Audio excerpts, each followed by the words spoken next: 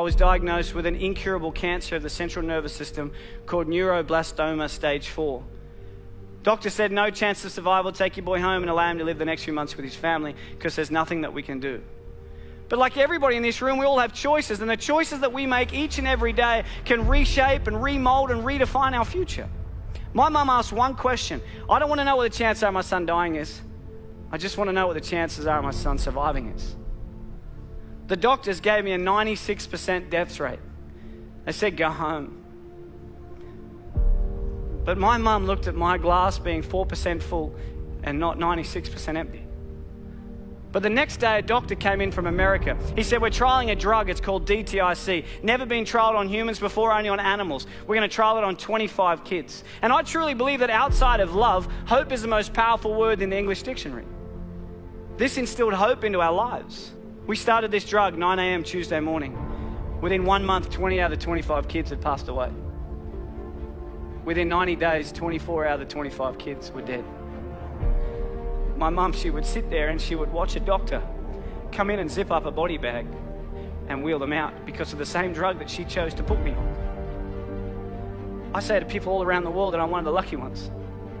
But I never say I'm one of the lucky ones because I'm still alive. I say I'm one of the lucky ones because I wasn't my mum. My mum had it tough. She had to make a choice to inject the drug into a child that has killed everybody that had ever taken. Until one day I was finally allowed to go home. The doctor said to my mum, your son, he will never go to school, he will never play sport, he'll be a housebound baby, and if he reaches his teenage years, it'll be a miracle. But we believed in miracles. And my mum wanted my dreams to come true. When I was lying in hospital, my mum bought me a Velcro glove and a Velcro ball. And she'd sit at the end of the bed and she'd lob the ball to me, I'd catch it and I'd throw it back till she gets further and further away until eventually I said to her, I have a dream, and that dream is to one day play baseball in America. And people laughed at me. Nobody in your life will tell you what you can do. They'll only ever tell you what you can't do. My dream was to play baseball in America, and I wanted to do everything in my power to make sure that happened. And there was a lot of hiccups along the way. I had my first heart attack when I was 12. I had glandular fever, I had bacterial meningitis. But people kept telling me I wouldn't do it. So it made me work really hard to make sure I could do it. I was lucky enough at the age of 17 to sign a contract and live in America and play baseball. But as you know, life is like a roller coaster. You can get to a pinnacle point in your life and it can get taken away from you in a heartbeat. At the age of 18, I was playing baseball in Phoenix, Arizona. I slid into a base at second and I woke up 3 days later. And at the age of 18, I suffered my career-ending heart attack and I was sent home. I was a depressed boy. I thought life wasn't fair. And I would pray every night, but I wouldn't wake up in the morning. I just wanted God to take me. But I kept waking up every morning. Yet every time I've been knocked down, I always remember what my mum's taught me. Son, it doesn't matter how many times you get knocked down. It's about how many times you get back up that truly determines the quality of your life. When I got home, I got a job in banking. This guy, day 3, tall old guy came in. He said to me, Michael, I'm Tom, I'm the CEO, let's have a chat. I had no idea what CEO stood for, but I just went in there and listened. He said, Michael, where do you see yourself in 5 years' time?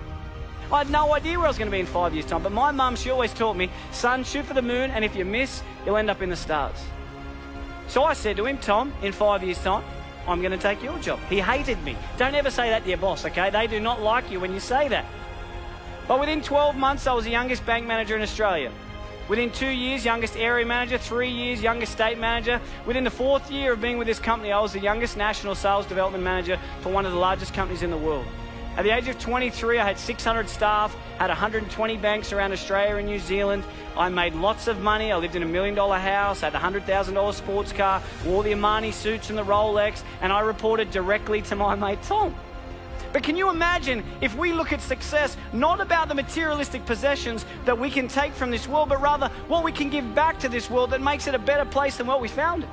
I was fortunate enough to be in a position to be able to do something for the most inspirational, the most influential, and the most loving person I've ever met, and that was my mum. On June 16 last year, I was lucky enough to put a pink ribbon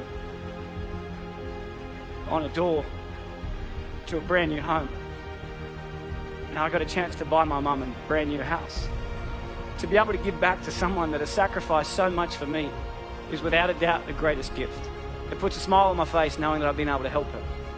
And when I was 7, I heard through the curtains the doctor say to my mum, he will never go to sport, he will never play baseball, he will never ever go to school, and if he reaches his teenage years it'll be a miracle. And my mum, she walked out, and I said to her as if I didn't hear, what did the doctor say? And she said, everything's going to be okay, son.